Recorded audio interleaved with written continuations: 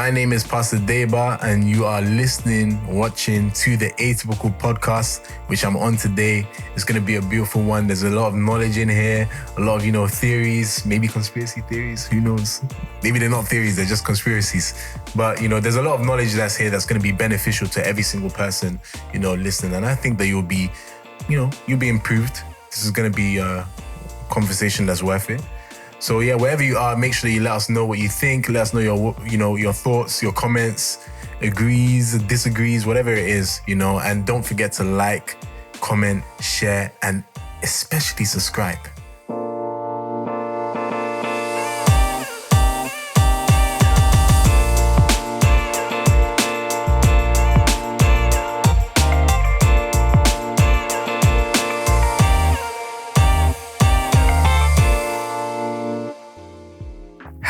Welcome to another episode of Atypical podcast, and it's still atypical, not atypical podcast, and that's gonna be our running joke forever.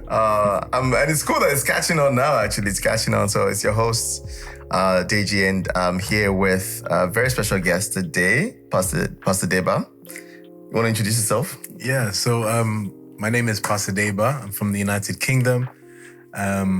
I'm glad to be here with you on the famous Atypical podcast, and it's a pleasure to be here. So I'm a young pastor from the United Kingdom, from London. Well, handling some work all around the UK. Mm-hmm. So I know that not everybody here is from. Yeah. So I don't need to go into the tribe. I don't need to go into the whole, nomenclature and all of that. But yeah. So that's what I do. I work with young people. Awesome. Awesome. Well, great to have you here. Actually, this is so cool because when we started the podcast, we said we were going to have people flying in from different parts of the world to be in this little studio. And this is the first fulfillment of that. He's, from across the pond, and he made it here just to have a conversation with us. Now, I'm going to start off with this. Have you listened to any episode in full? I've listened to many episodes in parts. Okay. And I was trying to get you, but now I don't know where to put myself because it's in parts. Is that enough to say, But when we say in part, okay. I think I got you now. Okay. In part, do you mean the excerpts that we post online? No. I was thinking about, when I said that, I was thinking about that. Yeah. Maybe you won't ask that, but I actually listened to a few episodes just on, I went onto the channel and listened to it. So yeah, I even listened to one before today. Oh, really? Yeah. So which one are you listening to? That was, the one I'm listening to is the one with Chris. Okay, yeah. What did you think? It was nice. I'm a fan of his. Okay. Yeah. That's pretty cool. I thought that he was a bit younger than that. So he looks, oh, really? He looks younger than his age. I wonder how he looks very good for his age. Though. Yeah. That's good stuff. All right, let's get right into it. So we're having a conversation earlier. I mean, you're here for a program and all that. Yeah. And we're having a conversation earlier about, I think you had mentioned something about how, you studied economics in school. Yeah. And you quickly discovered that the degree itself was a farce. Yeah. Explain that. What does that mean? Do you know what it was? Yeah. When I was in sixth form, mm-hmm. I wasn't. Sixth form is like your version of high school. Yeah. Okay. It's just before you go into college, or we call it college and sixth form, but over here you call university college. Oh, okay. You see, so uni. Okay. Higher education. So that there's a 2-year period that you spend doing some refined studying before you get actually into, university and do your degree. Mm-hmm. So typically you pick some, in your first year you pick 4 topics, and then your second year you pick maybe 3. Then you use those 3 to apply for whatever university degree. Oh, so that's it. Kind of prepares you to pick a major. Exactly. Okay. So it's I did maths, chemistry, biology, and economics for A levels, and they are tough A levels. Mm-hmm. So the first year, I didn't do that well. I had to repeat, but I did very well in economics because the way that my teacher taught the subject, it was very captivating, and I felt this is going to be the key to life. You can answer questions with economics. You can answer, issues and solve problems with economics. So I was really into it. So I got an A, and the other subjects weren't that you could pretty much spell my name with the rest of the grades I got. Yeah. So I had to redo and then ended up doing well enough to go to university and, did my thing. So when I got to university now, I realized that I was thinking like, we're going to get deeper into this topic now. I'm just doing economics and it's just going to be amazing. So I got there now, and obviously the math side of things was okay. But I think mainly the theory behind it. In economics, you have this term in Latin, ceteris paribus, which means all things being equal. So if all things being equal, we come to this conclusion. Yeah. But nothing's ever equal. Yeah. And of course, as the deeper you go into it, you start getting all the other factors that make it or influence the decision. But then I was thinking to myself, I don't know about this education system, because the way that they're teaching us is, I just started asking questions to myself. So if this is something that everybody can just easily learn, why should there be any problems in the world when it comes to economics and finance? Why the nations are poor? Why the nations that are seemingly rich actually poor? Like, what is the problem? And the people leading... Let's take that. You guys get the general premise is that if this information is supposed to be valid, it'll work. We know all these things that should make a nation prosperous, and this isn't secret information. It's not secret. It's available everywhere. They're teaching it to 18, 19, 17, 16-year-olds. Yeah. I was like, what? So why are nations poor? Yeah. It's a big question. Wow. The first thing that made me think about that is, I think I was listening to my pastor, Pastor Chris, and he was talking about like the nations and the finance, and there's going to be a shaking of the nations. And I was thinking, okay, how can we explain this through economics? And then just finding out that that's not. I mean, all the people that become the Prime Minister of the UK, naturally, if you track their history, they would have done some element of economics. Okay. They normally go to Oxford, Cambridge, or one of these universities and do a PPE, which is I think it's politics, philosophy, and economics. So it's like almost like a prerequisite. It's not really, because it's about who gets voted in, but they all just magically happen to have this. Yeah, they all magically happen to have it, and they, a lot of them are part of the same clubs and whatever. But so the PPE. So I mean, you've definitely done economics at a high level at a very, very good university. So you should know what to do. And I'm looking at the decisions because this is after 2008. Like 2008 was like the major crash. The major recession, yeah. So I was like just in secondary school. So a few years, maybe 4 or 5 years after, I was now in sixth form, and now we're learning about this, and the economy's still in whatever state. That's crazy. 2008, I was in my second year of college. I was a boy. Go ahead. Yeah, so you start wondering, you start looking at the thing and you start wondering like, okay, so why did they make all these decisions that were so poor? And then I think what happened is the Prime Minister in the UK at the time, Gordon Brown. Great guy. Great guy, sold the future of the country, He said sold the future of the country. Literally, at least in some aspects. Yeah. What did he do exactly? He sold like the reserves. I believe the oil reserves and the gold reserves. Like we had like these assets, appreciating assets, quote unquote. Because all of those things are, when you talk about appreciation, it's all about speculation. Yeah. Things only appreciate because of speculation. If tomorrow we say that gold is worthless, it will depreciate. But it's been appreciating for many years, oil and gold. So appreciating assets, he sold them for dirt cheap. And it's like, okay, so you just sold all the assets, and what do we have to show for it? The election that happened between him and David Cameron, before he became the Prime Minister, was very interesting, because David Cameron's whole premise was like austerity, making cuts, like cutting down on spending. We need to stop spending. There's too much. We're in debt. The deficit is in the trillions or the billions.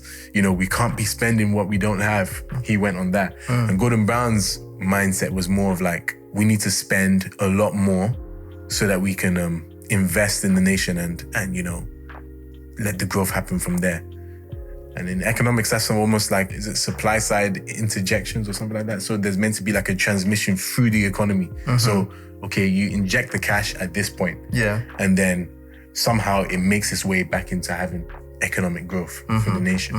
And interestingly enough, that was... Is that kind of like what we do in the US when we also like... print money or... No. I think we do like some, what do we call it in the US, where we do some capital quantitative easing. Well, that's...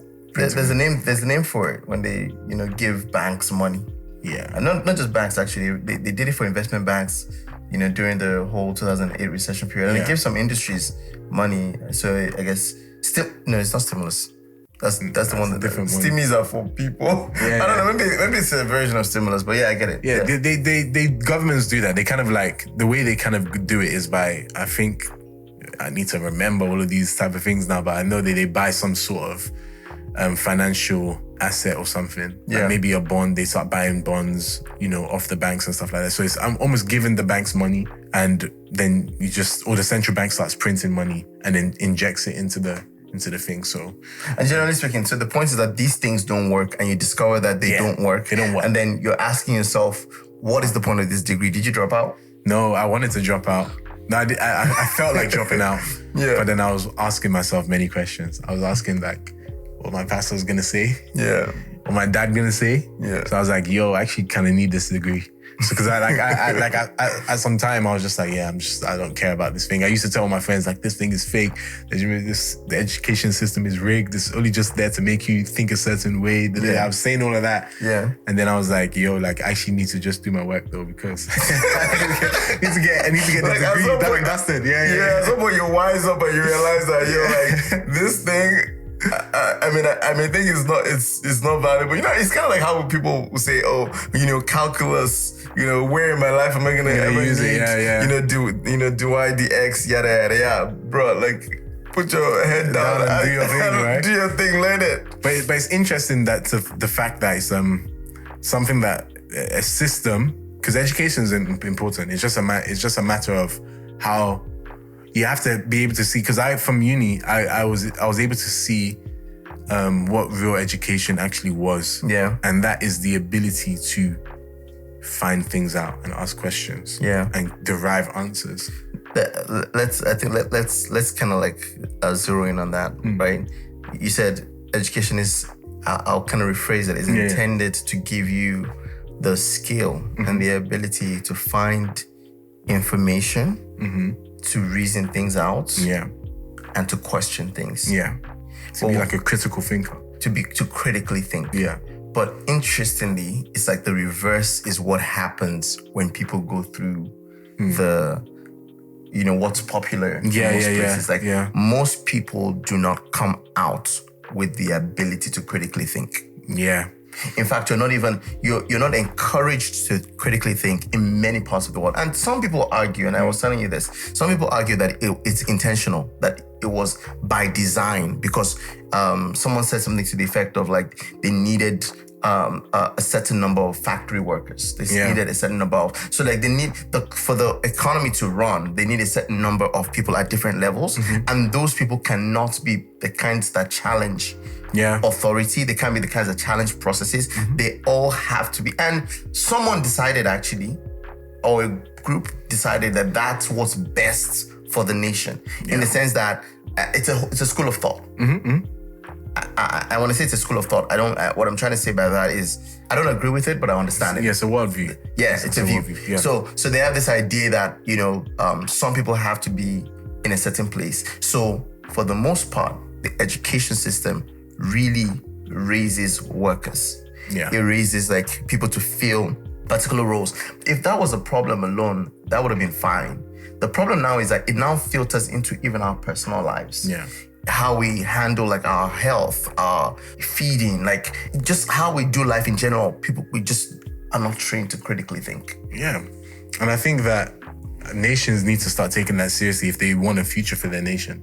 Because you look at some of the things, the happenings of the recent years, all we needed was critical thinkers. That's literally all we needed. And we had them, but a lot of them were silenced. But we had like the general person on the street, in their home, in their family, did they critically think about the situation? Because it became a taboo to ask questions. But you're meant to learn by asking questions.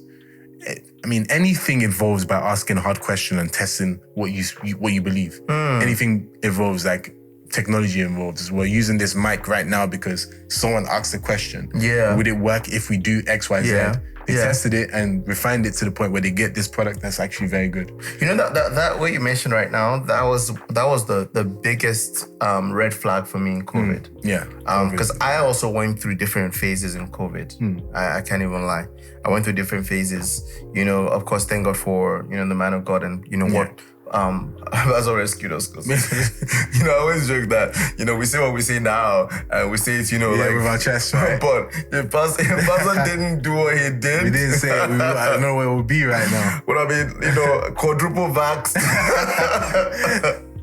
I don't think I would have gone down that route. Yeah. Well, I was because into of the message. Yeah, to be honest, because of the message actually. Yeah.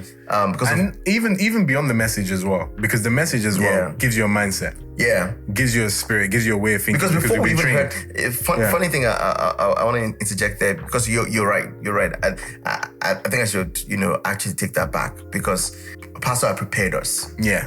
In other ways, because interestingly, we had it was Thai conference in that period where like that was the maybe was that the last Thai conference we've had up until this point, and that was like, you know, 2020 March, and it was just when the news was getting out that this thing is crazy. I mean, people didn't even know what to expect at this point. Like, people were thinking that it was when people were still thinking that everyone was dropping like flies. And here we were, we're telling everybody, come to ATL for Thai conference. And when we got to Thai conference, I mean, like, they were saying, you know, don't be around people, run away from people. And we're all like in this room, you know. What the Lord has done. Singing and dancing and yelling. And we even, at some point in the program, because some people were genuinely like concerned, we had to play a message by a pastor. Like, when pastor was talking about, you know, the divine health that the Christian has. So you're right, like, we were prepared for it actually differently. We actually were. And again, you know, thanks to the man of God. But the insight on what was really going on, I don't think that anyone would have had that. And not to the level that, because the richness of the information that we received during like that period when Pastor was talking is a lot. I mean, I was into, when I was younger, I was like into conspiracy theories with my friends. Like, used to this is yeah, we'll talk about that. We'll talk about that later. Like the conspiracy theorist, right? No. I'm a conspiracy theorist as well. Yeah. But I mean, people will consider me, let me put it that way. Yeah, because it's not really theories anymore, because these are things that are happening. Yeah. You know, a conspiracy theory means that I mean, conspiracy theory is now, it's like kind of been made to seem a certain way as what a conspiracy theory is or conspiracy theorist is. It's a label that's intended to demean. Yeah, meanwhile, it's a derogatory one. The term in itself has nothing demeaning in it. You need conspiracy theorists in your, like, in every, like, for example, like the police are conspiracy theorists because they think that someone has done something. Yep. So they need to theorize. And then they prove their point or they can't prove their point. Yeah. Same thing with like in a court of law, you know, their whole thing of innocent until proven guilty. They look at the information and they say, this is the conspiracy. And how many times have we discovered conspiracy theorists to be? Yeah, so they're not even conspiracy theorists anymore. They're conspiracy, I don't know what the word is, but conspiracy solvers. Yeah. We've cracked the code. It's no longer a theory, it's a conspiracy. That's what it was. So I was reading a lot of those when I was younger. And I got to a point maybe like around 6th form where I don't care about this stuff. Like, it's probably not true. Then like, when like the whole Ebola thing was happening, that's when I really got into it. And I read that Rockefeller lockstep thing. There's like a document, like I read it with like, a few of my friends and we were like thinking that we were going to start a revolution, you know. But that didn't happen, so we got into it again. And then when this happened and like there was like the face mask, surveillance, this and that, I was like, so it fit right into like this reminds me of what I read and I remembered it. So I started trying to search for it online and it was gone. I was like, no, but I remember reading it. But then thank God, the pops brought it out during your love world. And I was like, he's got it. So that's true. Like this is true. Wait, so that's so literally you could have been gaslit. Like they could have gaslit you they could have just made you believing feel, that you were crazy and you never saw that They were document. like, where's the document? Then find it. Because if you type it in, it's not there. They scrubbed it. Wild. But critical thinkers will always think like critically, and that's one of the things that you're meant to have in university. Like in university, you're meant to come out as a critical thinker. Yeah. Imagine to get into the course to do medicine, you have to be some of the brightest people in the nation. Like in terms of that. A lot of them were the guys that really actually believed all of this stuff. And they weren't doing the things that you should do. So they weren't asking enough questions. To what I was saying earlier, that what was the biggest red flag for me with COVID was when people were stopped, like when it started to censor people's opinions and findings findings and questions. And that to me was crazy because I started saying to myself that we all say that this is novel. Mm-hmm. It's a new thing. We don't know anything about it, but somehow somebody or a body, a people or a person says that we're going to control the information around this because we're trying to keep people safe. Mm-hmm. I think that I get the, public health concern of, most people are sheep, let's help them, whatever. But you're dealing with something that you say you don't know anything about. Yeah. I worked in an office at the time where we first started off printing flyers and letting people know you don't need masks. I mean, we did that for like a period. And then all of a sudden, you need masks now. Yeah. So, and the whole time we're shielded and safe because we said, we don't know. Why can't the average individual be given that same liberty as well to be able to ask? They're not making decisions. Yeah. They're not decision makers. They just need to be able to air opinions and share their concerns. Yeah. And that's the premise of society. If you're not able to ask questions in a society, then you get into a George Orwellian type animal farm type society, and that's not good. And we've seen it happen in history several times, during whatever different periods of time where people were censored. Do you think that people's general lack of knowledge of history actually ill prepares them for? Yeah, because if you don't know your history, it affects your future. Yeah. Several people have said that, and I know even your previous President Trump said something along that. If the nation forgets its history, it doesn't have no future. Yeah. But and even world history, world history, just knowing what happened, how did the world wars come about? When I do that, it's because there's a lot to that. But from what we learned, what were the things that led up to the wars? What are the things that led up to mass genocide? And what are the things that led up to, the loss of human life and human rights and big scandals? And these are the things that they play out again and then again and again and again, because their only way of doing things is through deception. You cannot do it any other way. So you have to convince people that they're being helped by you. Yeah. You see, that's what any corrupt government would do, And it goes back to the economics thing, Let's talk about something that we kind of touched on before. In most parts of the world, there are two types of government. Yeah. You have big government, small government. Yeah, that's the economics. And for most people would know it more as left and right. Yeah. Left being liberal. They have all the cool names, and then the right, conservative, whatever, nationalist, whatever weird names that somehow the right has. All right, something that hit me once that I found really remarkable. I don't know, it was an epiphany for me. I don't know if it will feel the same way for people, but I just realized that these are just schools of thought. Yeah.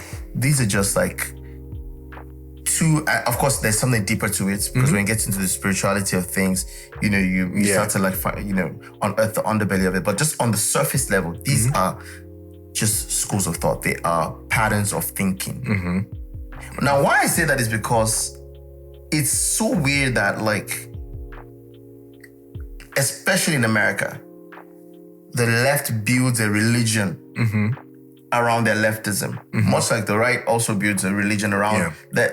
It's like a thing of you forget that this is an idea. Like, generally speaking, it's an outlook on life. Yeah. So it's not like a law from heaven, you know, landed in the hands of the liberals and said, you know, set men free, you know, have welfare. Yeah. You know, this is the way to do things. No, they are applying what's their best guess at how society should run. Yeah. I asked a question during, and there was a funny meme that went around in that period during, you know, the whole COVID thing, because I was working in the government space, and I asked in an office meeting, I was working in the mayor's office. I asked in the office, I was like, we're giving away billions of dollars as COVID relief.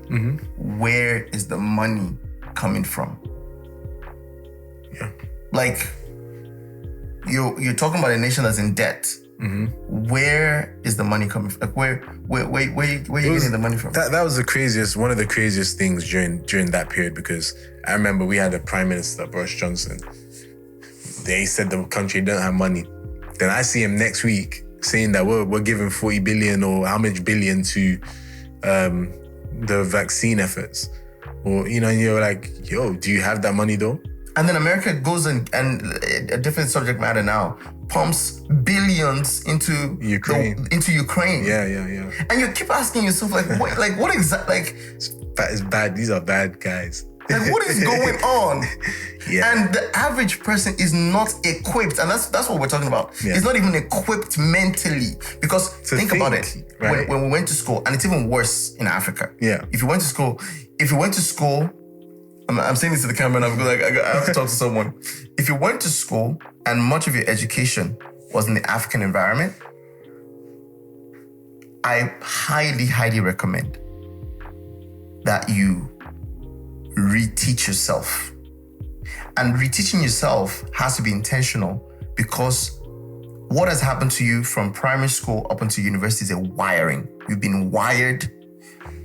Think about, we go to class. You go through all of these classes. When it comes to exam time, you are not allowed. You have to realize how this is to me, this is dark. This is sinister stuff. Yeah. Like, you are not allowed to give a definition from your understanding of what was said. Isn't that crazy? You have to do what they like, you have to said write it word for word. Do you know what that does to your mind? You know, some people that are listening to you right now might be thinking, yeah, what's wrong with that? But that's the problem. You think that there's no problem. That's the issue. Because what's happening in that instance is that you are being trained to not to be monolithic. Yes, like you don't have. I mean, think about it. Imagine that you don't have, like, something as simple as being able to use my mind to produce something that I know. I know the definition of this thing. I know what it means. But being able to, the liberty to say it in my own words is taken away from me from the age of 6. That's what I'm saying. It's a wiring. You were raised to only give what's required of you. Yeah. Only give what's asked of you. You are not allowed to give anything else. And for much of Africa, and I think that was intentionally designed to be so. I believe by the colonial nations that gave us, the education system that we have, so that you are not allowed. Because think about it, once you're trained that way, they've said, you have the mentality of they've said, there's always this proverbial teacher in your mind that has told you what it is and you must listen. So in your life, there's always that inner voice. Now it's the WHO. It's just a different entity that's now occupying that teacher role. Yeah. And I think it defeats humans first of their own potentialities. Yeah. Then it defeats nations of their potentialities as well. Where you now have like nations where, I mean, think about Nigeria or Africa, African nations, for instance, that don't trust their own product. Yeah. It's like, oh, where was that car made? It was made here in Nigeria. Like, please give me the one that was made in America. Yep. Type thing. Yep. It's like a disbelief in the system. Yep. Even the people don't believe in the system, but they find themselves going into that system and after the system and following it every single day. Yeah. Because, you know, it's just, it's like you said, it's a rewiring. It's a way that the society has been set. You know, cities and nations can be planned as to how they're going to be, how the people are going to be. And people, I realized that there were some people that planned how... They're responsible for... Yeah, they were planning how my life, Deba, how I would live, how far I would go in this life, what I would be like. And literally planned it for a bunch of generations. You see? And these are before you're born. Wow. They would say that you will go to war at a certain age at this time, you know. It's like nation planning type thing. Yeah. So you have to break out of that system, you know, and the best way to break out of that system is in your mind, you know, with your mind.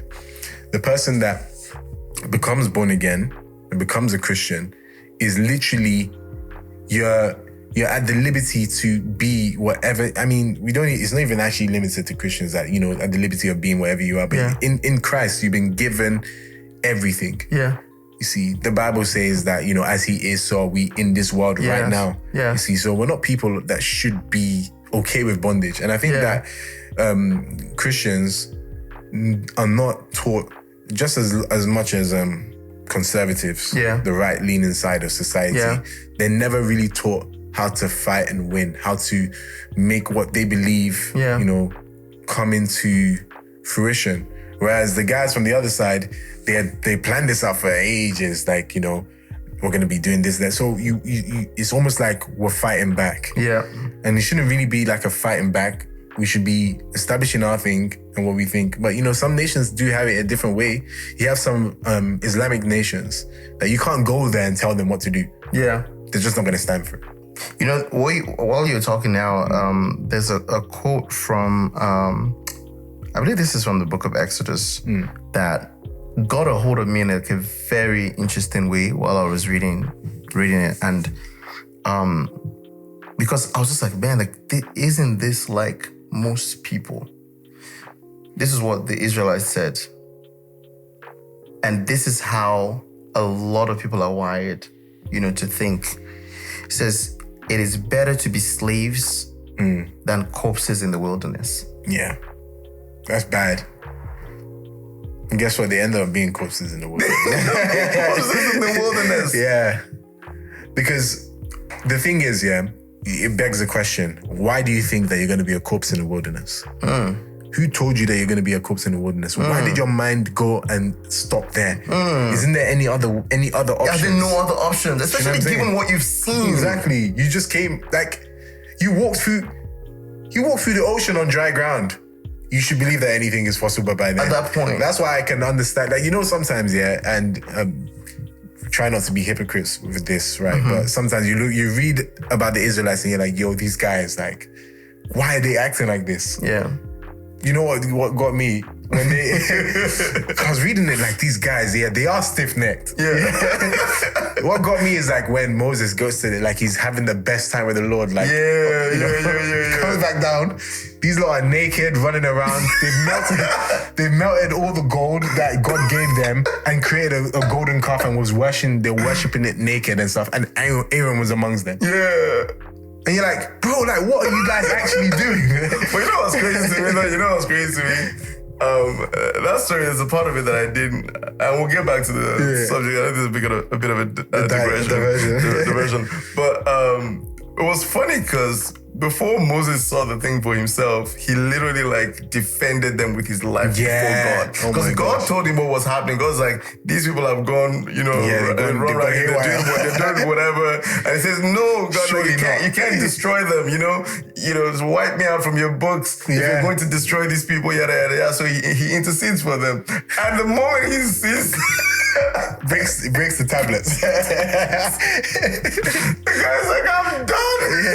These guys, crazy. I think you defend them until you see them, but that statement really got me. Like, it is better to be slaves than to be corpses in the wilderness, because a lot of people, I think, fundamentally, like, that's the way the average human thinks. And that's why people don't challenge things. That's why people don't even ask questions. Because yes, I get that there's a whole system that's designed to keep people quiet and to keep them obedient and to keep them compliant. You know, you want a compliant congregation of, you know, as a government, compliant. But I also think that it feeds into man's like desire to be safe. You know, that's that Maslow's hierarchy of needs, where you just want to be safe. And in wanting to be safe, you don't mind being a slave. Did I just drop a bar? Probably you did that. So. I think you did. This needs to go viral. You gotta give me that. That was like unprovoked. Unprovoked. And it wasn't even like planned. Yeah. Okay, let's continue. But like, most people like yield themselves to that as a matter of like a way to keep safe. Because think about it. And maybe I want to hear this from your perspective as well. Like, becoming disillusioned to the world, what does that do to you mentally? People don't want to be in that kind of place. They'd rather just let somebody else make the decisions. Just let me be, because like all the things you're saying, let me too just much. live in the lie. Like people would rather live in the lie. Like they would rather be slaves. It's deep, you know, because I did say that thing. Why do you think that the only option is to die in the wilderness? But even if it was the only option to die in the wilderness, people need to be trained to have the mindset to say that I'm willing to go as far with this thing that I believe, rather than to suffer under this illusion. So actually, the better option out of the two, they got it wrong. It's better to die in the wilderness than to be a slave. And it's a bit like you know, the living the life thing. It goes into like, I know a lot of people like this. There's a movie called The Matrix. And nowadays, you know, when you say break out the Matrix, everyone thinks about, you know, Andrew Tate and all of that. But like, truly, the movie is quite philosophical, because the guy's presented with the two pills, right? The blue pill and the red pill. And the blue pill is like, okay, you're never gonna know that this was a thing. You just go back to being like in slavery, but you won't know that you're in slavery. You just be living, you know, blindly. Or you take the red pill, and basically you know that everything that's what's happening, and you're basically gonna have to tear it down and fight it against it. But that's literally that's the way that life is. And you know, when they say online, "Oh, get red pill," they think that it's just a political statement, but really and truly, it's actually not. Because even as Christians, we're Christians. The Bible says that the Bible says that the devil has blinded the minds of them that believe not. You see, and we are actually called to take away that veil from their eyes. You see, we're meant to show them the reality of life, and who's the reality of life? Jesus. See, he's the one that brought reality. You know, grace and peace and all of that is, you know, I mean, it's just a strange phenomenon. And I've met people like this. They're like, I don't care. They can do whatever they want. And it goes back to the whole economics thing that I was telling you about, and like big government, small government, because small government in economics is like of the idea that the government doesn't get so involved with your day-to-day affairs, doesn't like give you money or anything like that. What it's meant to be there for is to provide security, provide opportunities, and make opportunities through their legislation. Is meant to make opportunities and make things easier for people to do what they need to do. You know, reduce the red tape, reduce all the, you know, all of that stuff, and let people get on with their lives. Give them opportunities. If you're going to create jobs, create the jobs. Good. But let the people carve out their own destiny. Whereas big government is like the mom, the dad, the teacher. Like, I'm here to help you. I'm here to save you. I'm the one that's going to be your provider. I'm your breadwinner. Look to me for everything that you need. And that keeps people at such a cap, you see. And if that cap is taken away, that's all they know. It's like the grasshopper that jumps in a jar, and it only knows the lid. And it can't jump higher than that just because it's been accustomed to that. And it's a crazy idea, because And that's literally like the you had mentioned earlier that big government is like what we have as liberal. The liberal side of it is like big government, and then normally right leaning is small government. Normally, I mean, there's been some cases where people that were right side end up being big governments. People that were left were a bit more small, but like it reminds me of what former President Ronald Reagan said. He said something along the lines of the 9 most dangerous words or terrifying words that you can hear when someone knocks on your door is "Hi, I'm from the government and I'm here to help." Yeah. Because normally when it comes to, I mean, it's a school of thought and it's a worldview that big government destroys everything. Big government makes you a certain way. Because, you know, when you look at the political spectrum, we've been taught in school, I don't know about you, but most people have been taught that the right is the dangerous side. Yeah. The left is like, you know, tranquility, but the right, if you go that, you're a fascist, like Hitler. Yeah. You know? But when you look at it, racism, nationalism, racism, all of that. Those are the things that are associated with it. You know, all of that. But when you look at the left side, when you go to extreme left as well, it's the right, extreme right and extreme left are absolutely identical. It's like looking in the mirror. Because they control everything at the extremes. They censor everything. They control thought. They kill people that they don't like. And you know, interestingly enough, Hitler didn't kill the most people. You know, you have Mao Zedong, you know, killed way more people. There's loads of people from the left that killed a lot more people. I mean, socialism is like almost like this cool thing, like for a young person. I mean, I saw today, it's crazy. I saw a girl come to my house, like knocked on my door. She was with like an elderly white guy, and she was like a black girl, and they both came to me talking about Marxism, like, you know, and I'm like, oh, like, do you understand what these people are about? Do you understand the theories that you're about? And I looked at the girl and like, you don't even know like where you stack up in this. You don't know where you stack up in the pecking order here. Imagine like someone that's black like going to knock on doors and tell people to vote for Hitler or a Jew. There were Jews that voted for Hitler at the time. There were people that Hitler ended up killing that they voted for him to come into power. Yeah. It's kind of like what we're saying. You know, we're talking about how there are a bunch of like LGBTQ people that are yelling "Free Palestine." Yeah, that's wild. And you wouldn't be able to survive a day. You won't be able to get there. You can't go there. You can't go there. If you're LGBTQ, you can't go to Palestine, bro. They will go do you in, as we're saying in the UK. Like, and you know, the other side of it is that, you know, I'm not, as Christians, the stance is to pray for both sides. And, absolutely. You know, absolutely, yeah. You know, but because it's and I think it's important to make that clear, right? It's not. This is not, you know, saying killings of people at all. Because at the end of the day, these are souls from Christ died on both sides. So, exactly. Absolutely. So, but of course, we have to remember what the scripture says about the nations that forget God and nations that forget Israel. Yeah. But like, even from like taking that aside, let's focus on that particular group, the LGBTQ community. Like Tel Aviv in Israel is like the headquarters for that community. Yeah. They have so much freedom. In the region, that's the place that they can go and know that they're safe. They have the clubs, they have everything going on there, and it's like the headquarters for it. They're open to it. Yeah. There's not a place that exists like that in Palestine. Yeah. You will be, they will take you out immediately. Yeah. Like game over. Like that's the end. Expeditiously. Yeah. That's game over. Yeah. At that point. You see, so, and they're fighting for them. No, but I think, and I love the point that you're making there, because this is what it's like opening up. This is the part of the discussion that is opening up for me. I lived through, you know, the period of, or lived in America through the period of like Trump's election and, you know, the, you know, not being reelected and all of that.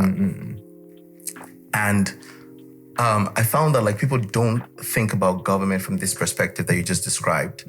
That when you vote a particular party, you're signing up for big government or small government. Yeah. And all that comes with it. And you have to think, because people were more concerned about, you know, what is he saying? What's he saying? How is he saying it? Yeah, how is he saying it? You know, what he said to this group and what he said to that group. Forgetting that. And the part that really got me and kind of woke me up, because I'm not even gonna, you know, lie. Like I was for Hillary Clinton the first time around. Even though I had friends and this was before, I even heard I had higher wisdom advise me, injected into our minds. Into my mind. At that time, I was actually upset. Yeah. And the thing that's interesting to me was I had to think. Now, the reason why I was upset was I was concerned about one thing. I was concerned about immigration. I was concerned about myself. So it took me a while to realize that, wait, like this is a nation that should be like fundamentally should be concerned about its own well-being. I only came to it because it was concerned about its well-being. Think about it like this. Do you understand? As a bit of an analogy. Yeah. Like you get into it, like let's say you're in a big, let's say, hotel, right?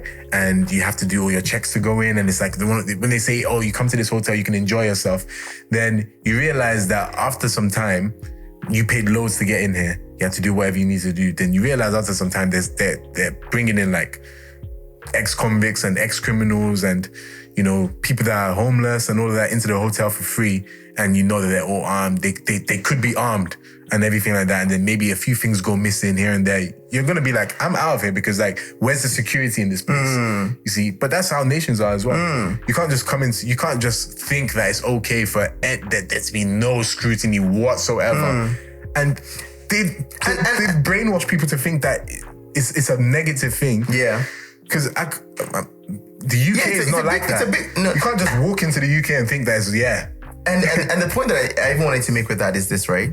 There are touchy subjects that both sides use to kind of like get people looking away from what's important. Yeah. Because let's put it this way, like, do I fundamentally agree with a government that's like you described, mom, dad, teacher? Do I agree with that kind of government? Because that automatically limits my...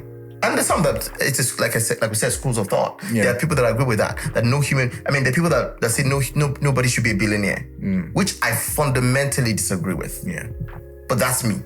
Yeah. Right? So nobody should be a billionaire. Because I think that human ambition was designed to push humanity forward. 100%. So the moment you take human ambition away and you say, oh, everybody should just be, capped at, 100K a year, whatever. You just got mediocrity everywhere. Yeah. That's what I think. And the things that advance our lives, that make our lives better in healthcare and otherwise, they will be gone. Yeah. But I don't think people think deeply about that. But let's leave that aside. I'm saying generally, like, if you are leaning left or right, ask yourself, do you agree with this method? It's a method of governing. It's not, there's no side that's saying that they're God's, spoken, mouthpiece. Yeah, it's a method of governing. Because for me, I lean right. I lean right because I believe that people should be given the liberty and, like you said, opportunity to meet their maximum potential. I don't think government should do anything beyond providing security and those basic needs. Yeah. And that's kind of what small government is about. Literally, one of the things is to encourage competition amongst the people. Yeah. Whereas big government is like no competition. And the big government thing, especially because of the kind of mindset, the ilk, I would even say, that these people come from. Yeah. At least the ones that we've seen. Yeah. These are the ones that have kind of destroyed the future of many people. You have a lot of, you have like, for example, here you have like school districting and stuff like that. Like if you live in a certain area, you can't go to a school outside that area. So then imagine like having a neighborhood that's mainly like immigrants or African Americans, and they give you the poor teachers, poor teaching facilities, and what are you going to do to limit those? You've limited a whole generation, a whole demographic of people that have been like, I don't know, like you've just limited their potential. So what's the future like for those type of people in the nation? What's the future? But the thing is about the opportunity that you get to kind of like break out of that, but then how many people do? Yeah. If you make the environment much better, and then... And you mentioned something earlier even about how like, even in the data, most people that are, the percentage of people that come out of welfare is low. Yeah. Like if for example, you're on government benefits and stuff like that. How often do people that go on government benefits come off it? And one of the things is like the incentive to even come off it is like, I can just lie down here and like, I'll get my food, I'll get my money, I'll pay my rent, I'll live in my house. I still cop some J's. Yeah. Because I'll have the money to cop the J's. I just need to wait a couple months and I'll get it. So every other month I'll get the J's. I'll get wherever I want to get. I'll get a car. So someone actually has given me some feedback about this, about really pointing out to people what it is that we're trying to say. And I want to take a moment to say that I think it's important for you to use your mind, you have to be honest with yourself about your training.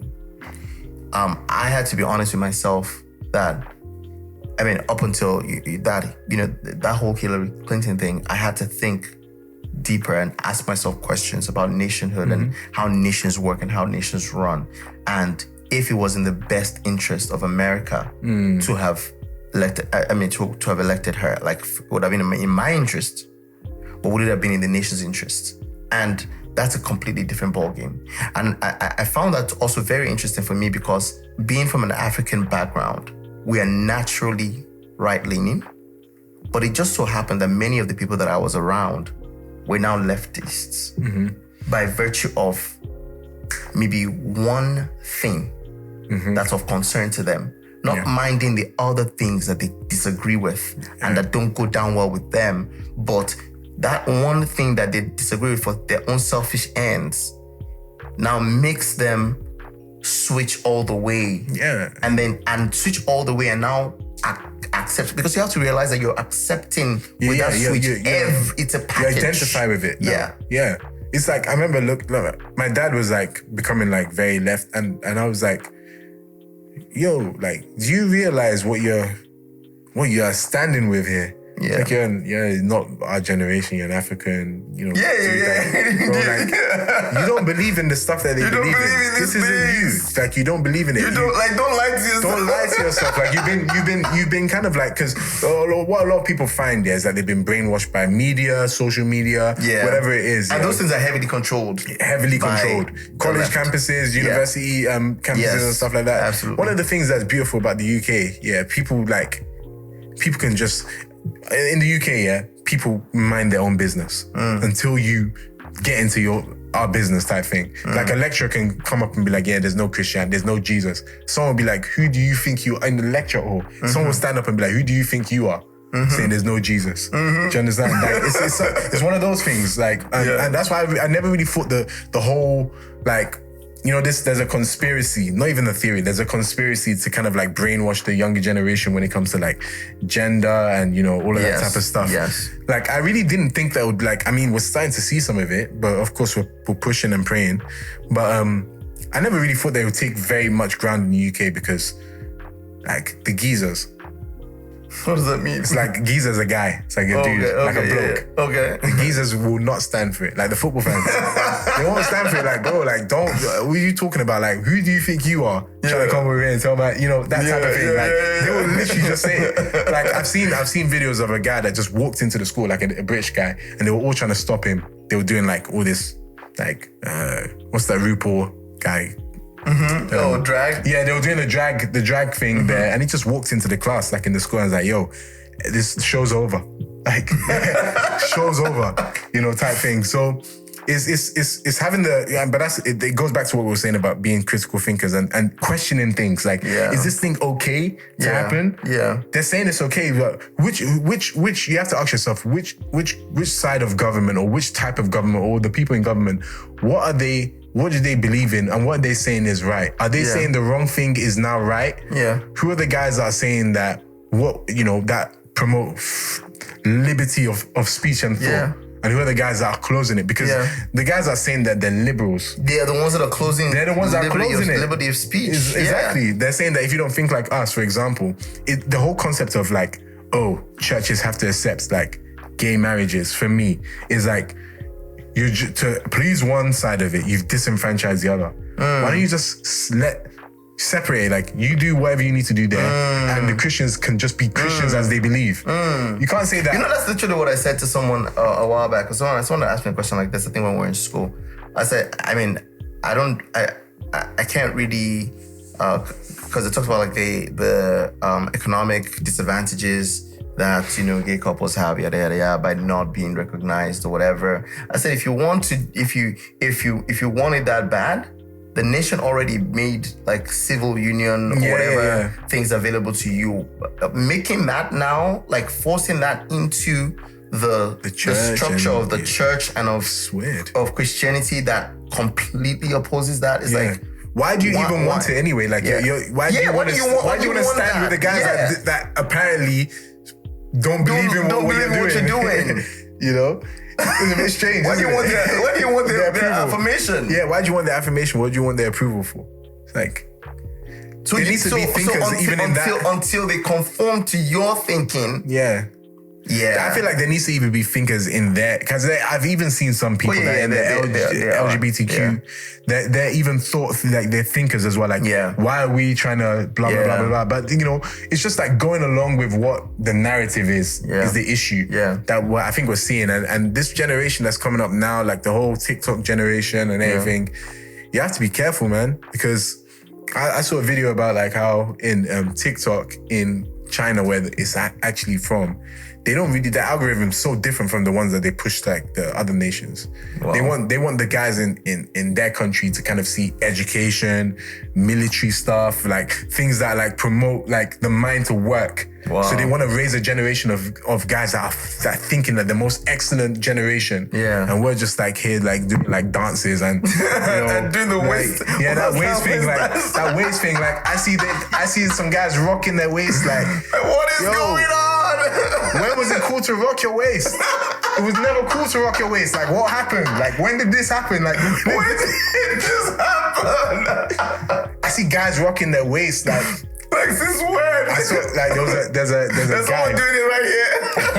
There's a guy rocking his waist one time, and I think and he was like claiming to be like a devil worshipper and like do all the symbolism and stuff. And there's a guy DJ, he's quite famous in America, all over the world, DJ Academics. He was like, bro, like even the devil won't rock his waist like this. Like, even the devil was like, he's not on your team, bro.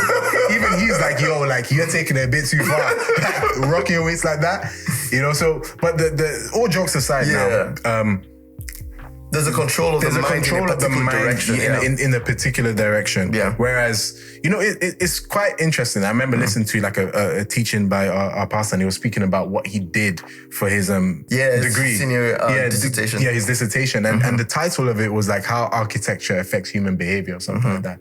He's like, and he gave an example of like, if you have like a field with grass, people just walk over the grass. But if you put a fence there, they'll realize that grass is not meant to be walked on, So the architecture or how things are structured is affecting how humans make their decisions. Yeah. That there's an architecture that happens in the media space, in the social space, in society that affects the path that you can take. Yeah. So the way that it's structured, because when we say the system, that means it has structures and everything. It's structured not for your promotion. It's for the downfall of these people. Yeah. You see, so you have to be careful. And it's a good point for me to, emphasize this again. Please challenge the things that you've been... I have this imagination in my head of like, those chickens that are being force-fed, like they grow fat, and it's a very... I consider myself to be, to be utilitarian in some ways, right? So it's a very utilitarian concept where, the point is to feed people. So like these chickens really don't live. Like they're like force-fed, fattened up. They don't even move a day. And, they're killed for meat. And that's the end of their lives. That's the way lots of people are. Like, just imagine that huge chicken farm with thousands of people, but now it's just millions of people being force-fed information. Being force-fed information, fattened up for the kill, boom, and that's the end of their lives. And unless... I know that it's kind of... it's uncomfortable. I know it's uncomfortable to take the red pill. I know it's uncomfortable for you to start to challenge what you're being force-fed. I know it's uncomfortable, but it's important. It's important because we have to ask ourselves the things that we're being told. Where are they leading us to? And the only way you can know whether, I always tell people that, that there are 3 words that I don't play with in the Bible. Be not deceived. Because whenever God says be not deceived, he's trying to tell me that there's a deception. That not only is that a deception, but that you are not as you can strong as you think. Yeah. When you this can is be concerned, deceived. yes, you can be deceived. Yeah. So I have to listen extra. That's true. Because I'm thinking to myself, okay, if God Almighty tells me be not deceived, always the example I use is where it says evil communication corrupts good manners. Yeah. I can't be so smart and say no, they can't change me. They can't change me. That would be foolish. God already told me. Yeah. That in that area, the best thing to do is to stay away. Stay away. Right? Yeah. So, in a sense, you have to have that in your mind. That be not deceived, calling to the fact that the only way you can predict the future is by looking at the past. You're not going to say, oh, but it's different this time. No. Just look at when things like this have happened before, when this and that has happened before. What did it lead to? Finish. And use that as a determinant of where we are right now is going to lead to. I was saying that we live in a generation that doesn't understand what it takes for a nation like America to be America. Yeah. And if it's handed to people of a certain mindset, run it to the ground. Run it directly into the ground. I think I don't know how true it is, but someone was telling me a story of a vision that one of the founding fathers had about the America, and he said it would only fall from within. At the time it was going to fall from within. Wow. America can't be destroyed from outside America. Wow. It has to be destroyed from within. And we've seen that, happening. And there's been a recent movie that was all about that. Yeah. I mean, several. Yeah. That all about that. Wow, that's amazing. This has been a really enjoyable and rich, really rich conversation. And I just hope that people take, the most important thing for me. I plan to, in this season 2, elections are coming up, to really lean hard into this election matter, because I feel like there are not a lot of people speaking to tell people to open their minds and to really observe, like, what's on the table, and to I heard someone say something during COVID, like they said, that they don't mind being an experiment. They don't mind being a science experiment. That even if the whole COVID vax thing maybe wasn't not good. I was like, that's really bad. Not good. That's the children of Israel. That's literally it. Is better to be slaves, than to die in the desert. In the wilderness. Yeah. That's really bad. But what's even worse than that to me is that you're fine with that, but you're also fine in the same breath with those who don't agree with it being subjected to the same thing. Exactly. You've now gone from ignorant to wicked. Yeah, to being a tyrant. Yep. You've gone from ignorant, or maybe whatever you were, you've gone from there to being evil and wicked. And you have to admit that to yourself. You have to be honest with yourself about it. Yeah. This is a very, I actually personally enjoyed this conversation. I hope that it helps people, because I think if there's one last thing that I'll kind of like add to it, is that everywhere you see labels and name calling is a place where you should look into closer, because that's like playground tactics, and it's stuff that like we are viscerally conditioned to respond to, and it may be how you're being defeated. Yeah. What do I mean by that?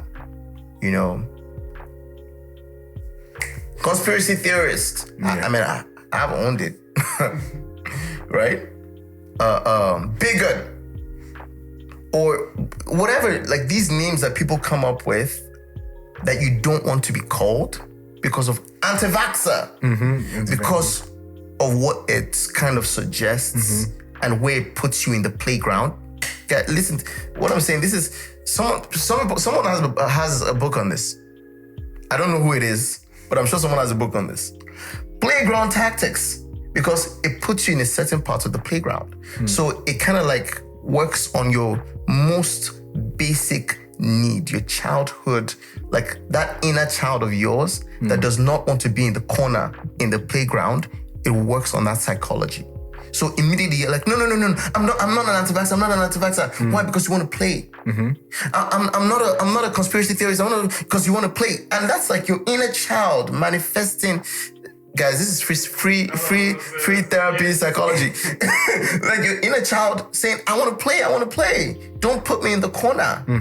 You know? So wherever you see that kind of name calling, someone is trying to silence you for a purpose. They try to silence your mind for a purpose. So don't like just muscle through it. Chest. Yes, chest it. Like I don't mind. Answer my question nonetheless. Yeah. Like you've said it, anti-vaxxer, yes. And still, when all said and done, answer my question. Yeah. Awesome. Any last words?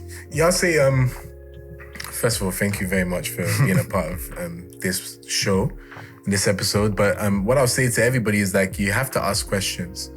Yeah, you have to be a critical thinker. You see, it's not bad to be a critical thinker. It's not bad to ask questions.